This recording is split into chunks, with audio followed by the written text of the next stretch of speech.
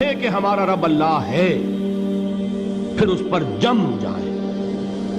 ان پر فرشتوں کا نزول ہوتا ہے، نہ کوئی غم کرو نہ خوف، خوشیاں مناؤ جنت کی جس کا تم سے وعدہ کیا گیا تھا۔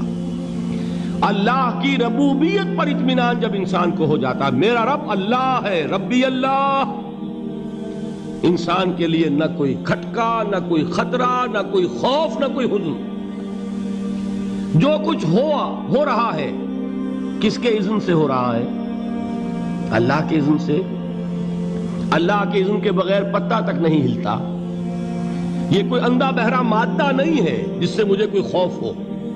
اندھا بھینسا چلا آ رہا ہو اس سے تو ڈرنے کا ہر انسان کو ڈرنا چاہیے، نہ معلوم کس کو ٹکر مار دے۔ لیکن نہیں، اس کائنات کو چلانے والا ایک سمیع و بصیر خدا ہے۔ وہ جو میرا دوست ہے، میرا ولی ہے۔ اللہ ولی الذین آمنوا یخرجہم من الظلمات الی النور۔ اللہ اہل ایمان کا ولی ہے، ساتھی ہے، پشت پناہ ہے، مددگار ہے، حمایتی ہے۔ بتائیے جسے یقین ہو جائے کہ اللہ میرا مددگار، اللہ میرا محافظ، اللہ میرا پشت پناہ، اللہ میرا حمایتی، اس کے لیے کوئی خوف ہوگا؟ اس سے کوئی ڈر ہوگا؟ میں مثال دیا کرتا ہوں ایک بہت سادہ پنجاب کے دیہات کی۔ تو بڑا چودھری ہے اور کوئی غریب کسان ہے۔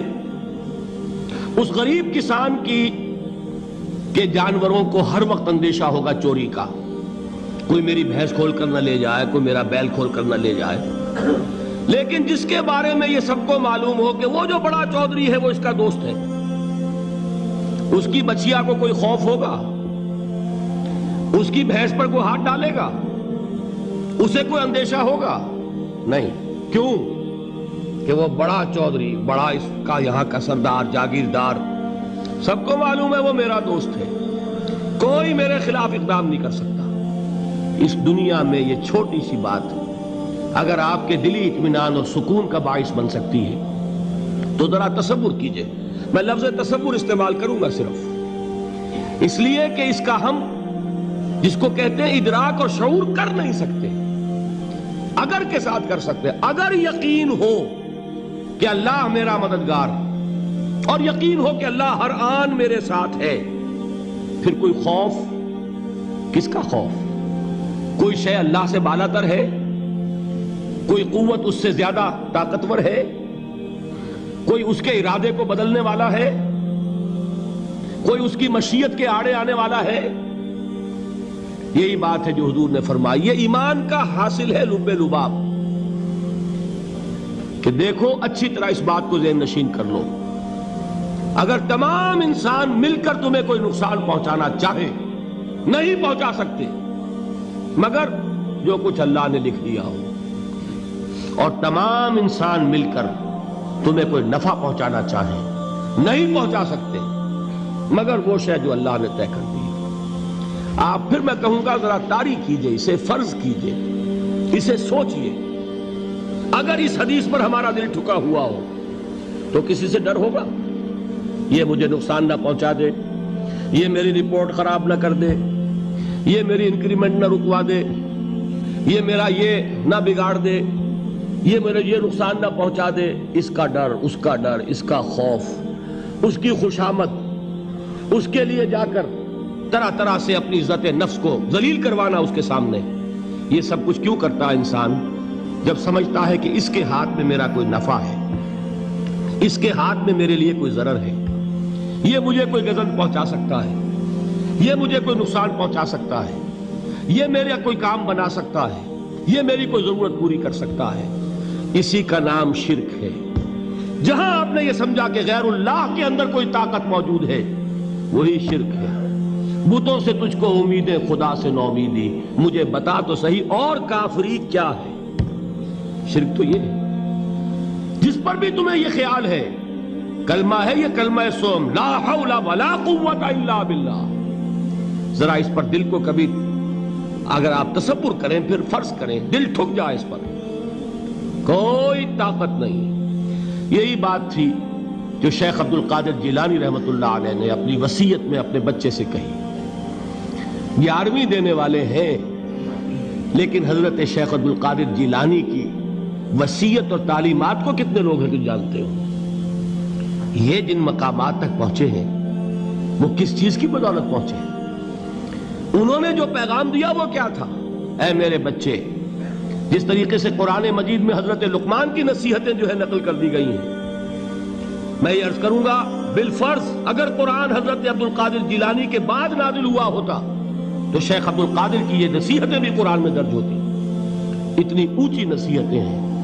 اے میرے بچے، اس حقیقت کو ذہن نشین کر لے، لا فاعل فی الحقیقت ولا مؤثر الا اللہ. اس کائنات میں نہ کوئی فاعل حقیقی ہے نہ مؤثر حقیقی ہے سوائے اللہ کے. کسی شے میں کوئی تاثیر نہیں اگر اللہ نہ چاہے. آگ جلا نہیں سکتی اگر اللہ نہ چاہے. پانی ڈبو نہیں سکتا اگر اللہ نہ چاہے. زہر ہلاک نہیں کر سکتا اگر اللہ نہ چاہے. کوئی چیز فائدہ نہیں پہنچا سکتی اگر اللہ نہ چاہے. تو در در پہ کیوں سر جھکاتے ہو؟ در در پر کیوں جبیں سائی کرتے ہو؟ سب کے سامنے کیوں ہاتھ پھیلاتے ہو؟ ایک اللہ سے مانگو. ایک اللہ کے سامنے زمین پر اپنی جبین رکھو. لا فاعل فی الحقیقت ولا مؤثر الا اللہ. نظر آتا ہے ہمیں کہ پانی پیاس بجھا دیتا ہے.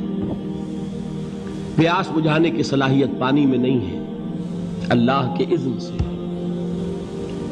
کھانا بھوک مٹا دیتا ہے.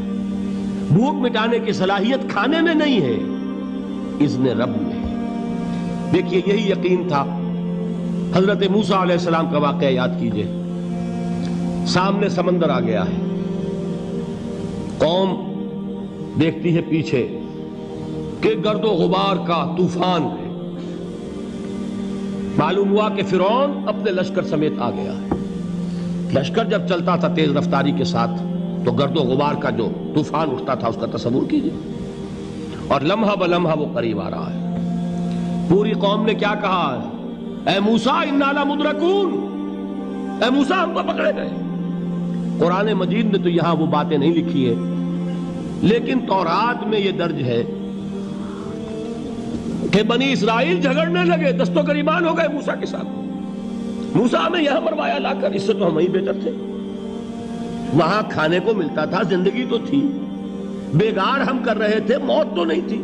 اب جو کچھ ہوگا اس کا تصور کرو، جس طریقے سے ہمارے ٹکڑے اڑائے جائیں گے. تو لڑ رہے ہیں حضرت موسیٰ علیہ السلام سے. یہ تورات کی تفصیل ہے. قرآن میں صرف اتنا آیا ہے، پریشان ہو کر انہوں نے کہا انا لمدرکون. موسیٰ ہم تو پکڑے گئے. اس وقت موسیٰ کا جواب کیا ہے؟ کلا ان معی ربی سیہدین. نہیں، میرے ساتھ میرا رب ہے، وہ راستہ دے گا. بتائیے کہاں راستہ نظر آ رہا ہے؟ یہ ہے ایمان بالغیب. راستہ نظر نہ آئے تب اللہ پر یقین ایمان ہے. جیب میں پیسے ہوں اور تب دل کو اطمینان ہے تو ایمان کس پر ہوا؟ پیسے پر، اللہ پر نہیں. جب وسائل و ذرائع نہ ہو اور پھر یقین ہو کہ اللہ مسبب الاسباب ہے، وہ اسباب کا پابند نہیں ہے، وہ اسباب کا محتاج نہیں ہے، اسباب اس کے محتاج ہیں. اگر یہ یقین ہے تو اللہ پر ایمان ہے.